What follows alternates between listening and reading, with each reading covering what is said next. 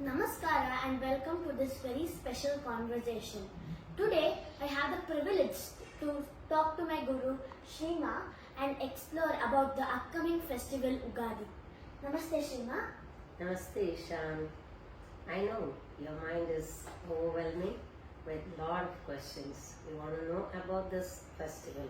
But before that, shall we start with a short prayer? Definitely Shrima. Vakratunda Mahakaya Koti Surya Samaprabha Nirvignam Kuru Me Deva Sarva Shubhakaryeshu Sarvada. Ugadi is a very special festival. I've been waiting to celebrate this festival. Can you please help me understand why we celebrate this wonderful festival Ugadi? Of course, dear Ishan. See, Ugadi is not just a festival, it is the beginning of the new year. And it's a time to reflect on the past while preparing for the future. Herein, we follow the lunar calendar. There are two types of calendars, solar and lunar. We follow the lunar calendar, okay? And Ugadi is just the beginning of the new year for us. And like how it is Jan 1st for the Westerners. I heard my parents discussing that this is the 39th year in the cycle. Does this number have any significance? Of course. Let me tell you the secret about time. Long ago, when Lord Brahma began the cycle of time, he created 12 months in a year, 60 years in a full cycle. Every year has a unique name and brings different experiences. This year, being the 39th in the cycle, has its own meaning and significance. Shrima, looks like every Samvatsara has its own naming ceremony. Can you reveal the name of this Samvatsara? Yes, of course. The name of this Samvatsara is Vishwavasu Samvatsara. It carries a profound meaning of universal wealth and prosperity. We all know about the famous chant Sri Vishnu Sahasranama. The first two words of this Sri Vishnu Sahasranama is Vishwam and Vishnu. Lord Vishnu is responsible for maintenance of the creation and is also the protector. In this year, Vishnu will use sun as the medium to empower, bless and protect the whole universe. People in this year in return contribute their best to the universe.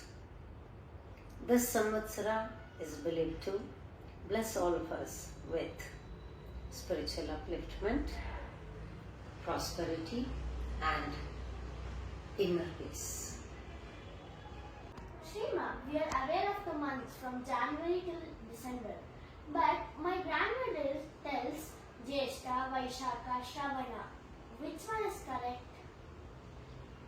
Yes, whatever your grandmother says, that is only right, Isha. In India, we have months based on the lunar cycle. And each month follows the phases of the moon and aligns with specific seasons.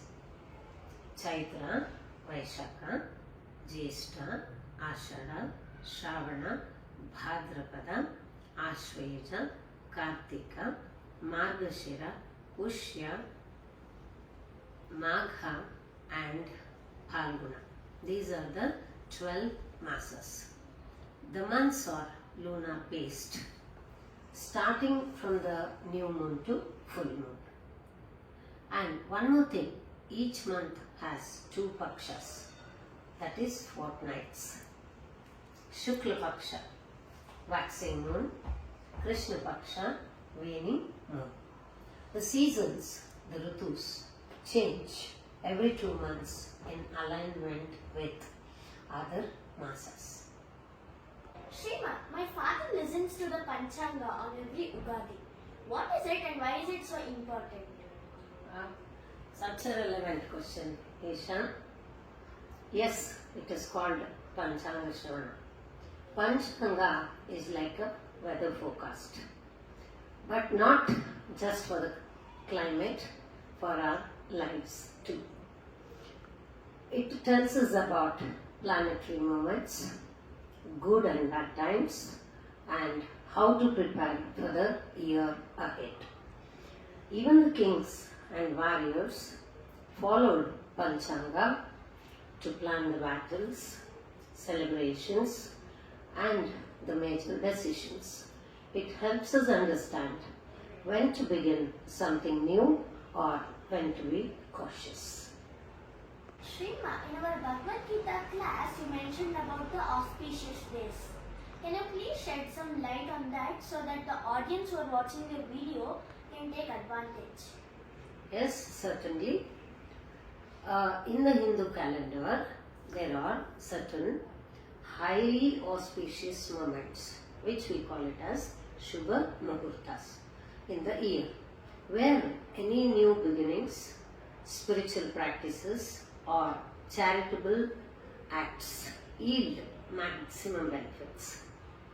And these moments are considered divine because they are free from malefic planetary influences and align with the cosmic energies that bring prosperity, success, and also well-being. Shrima, what do we do during these auspicious days? Some certain things you can do. That is, the first one is you can start the new ventures like business, education, career shifts, charity, donating water, offer buttermilk, clothes, and also panchanga. Thirdly, spiritual practices like japa, meditation, and some temple visits. Lastly, some special rituals offering prayers to Sun God.